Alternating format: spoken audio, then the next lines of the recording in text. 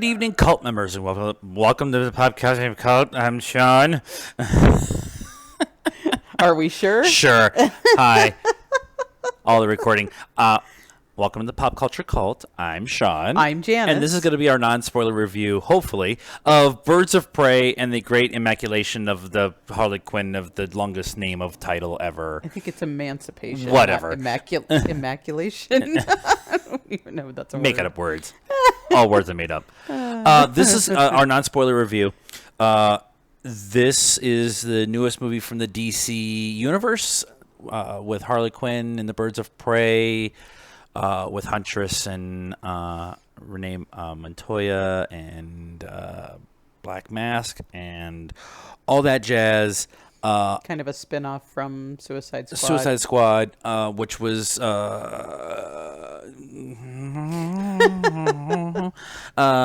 two-thirds of that movie is amazing, and then the end is hot garbage, and it was edited terribly. But this movie was very interesting when they announced it. When Margot Robbie announced that they were going to do it, she was actually one of the producers, and she had input on the script and everything, and she really loves playing this part of Harley Quinn.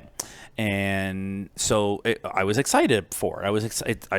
It's an actor. It's an actress I like and a character I like that she plays and stuff. And when they announced it, I was excited. Yep. And then the marketing came out, and it was kind of felt Suicide Squad-y. Yeah. And kind of weird, which I think was one of the. We'll talk about that in a minute about why I probably didn't do as well as it should have this weekend. But then we got to the movie, and I was excited for it, and it was a ton of fun. I really liked it. Yeah, it was fun. It was a little all over the place for me. Yeah. And we talked about this on Saturday, with a friend who had also gone to see it. That it has been likened to Deadpool, right? Just kind of crazy off the rails. And I think that it was a lot of crazy fight scenes and kind of light on story. I could give you that. There's not the heart in this one like the Deadpool movies gives you. Yeah. And I just felt like it was just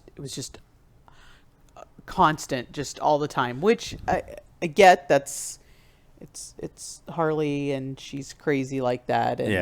But I mean, the kid I think was supposed to be the heart in the. Yeah, but you didn't really feel anything for her. Right. I felt more for Harley, even though I know that she knows that she's making bad decisions.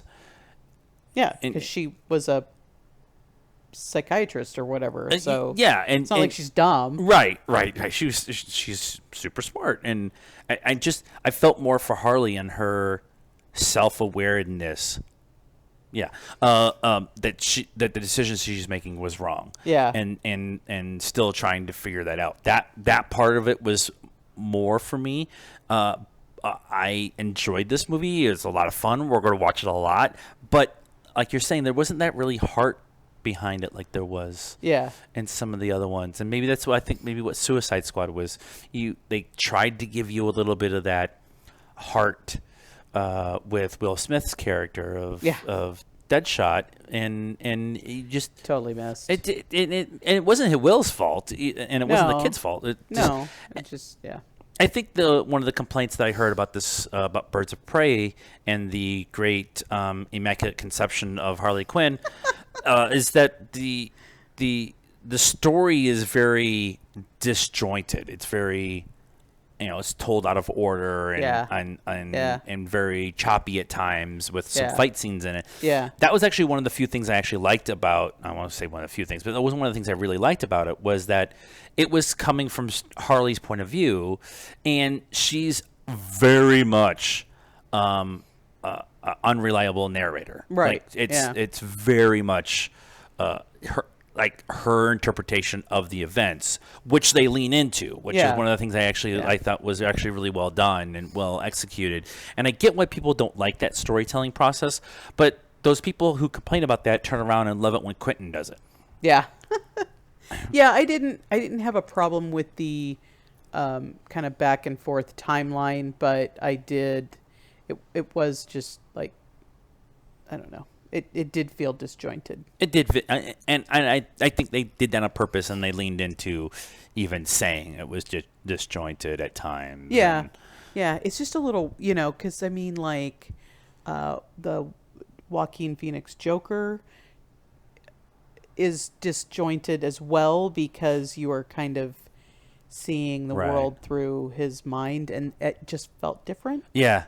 Yeah, that's fair. Yeah, it was fun. It's a popcorn movie. It's not here to change the world or win a bunch of Oscars. She can do Bombshell for that. Yeah, right. The cast is really good. I really like the. We're always gonna love Ramona. Mary Elizabeth Winstead. I never remember how to say her name the whole way because it's 17 letters. But we like her as Huntress.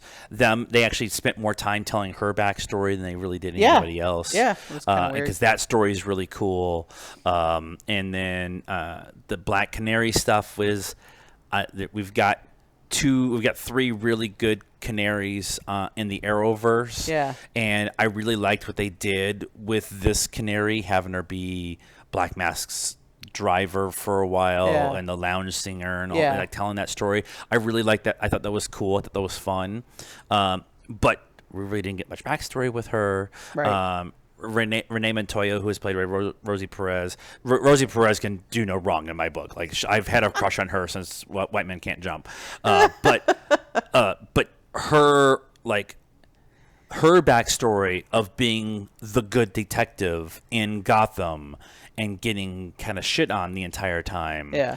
I like that story too. Yeah. This story, I think ultimately for me what this thing is I think they wanted to do a Birds of Prey movie, but they didn't have faith that you could draw a big enough audience by just calling it Birds of Prey and putting Montoya and Huntress and Black Canary and all of them together.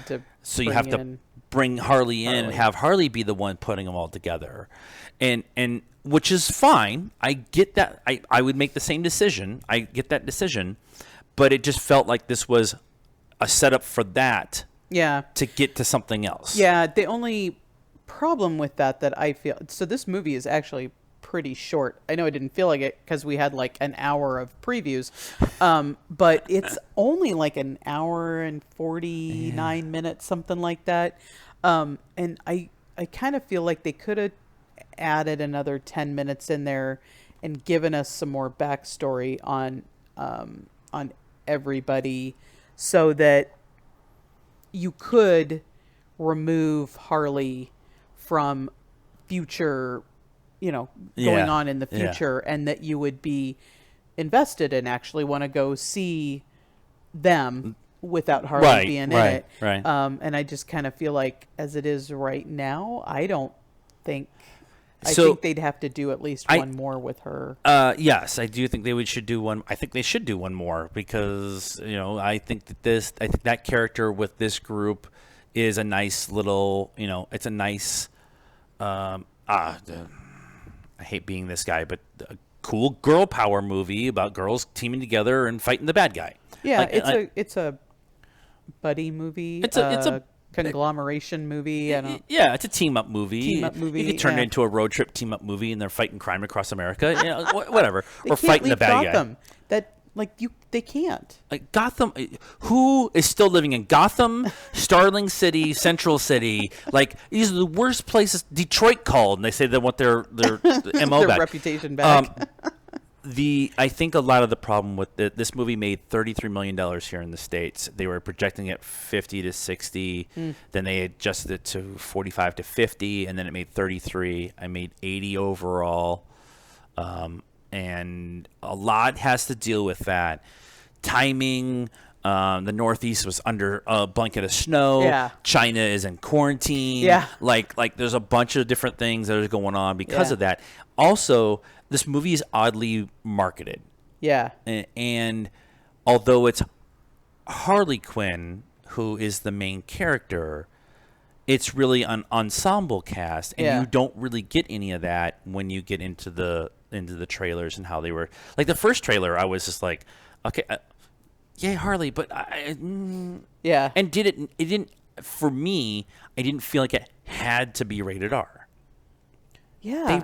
It was rated R, but it wasn't overly bloody. Yeah. It wasn't overly sexual. It wasn't overly cursy. I think it's just the amount of violence. The violence and maybe the cocaine scene. But yeah. I think because I think you can do. There's some formula. I think you can have like one drug reference or whatever. And I know you can get one F-bomb for a PG-13. And that's the one like caveat. I know that. Right. So, but Christopher Nolan did the Dark Knight series, and they were all PG-13. Yeah, and they were super violent.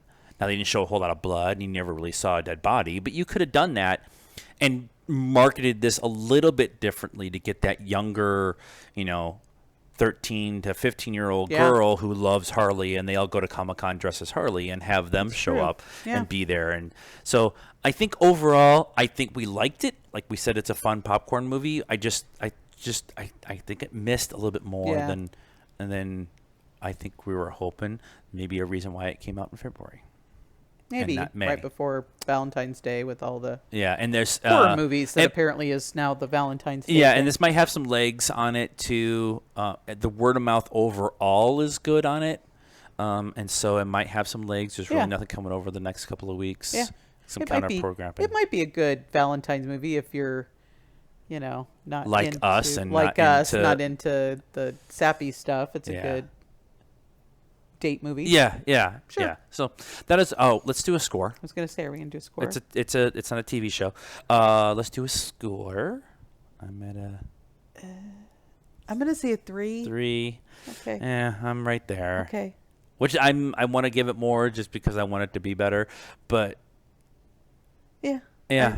Well, I was struggling between 2.75 and a 3, but I think it's better than a 2.75.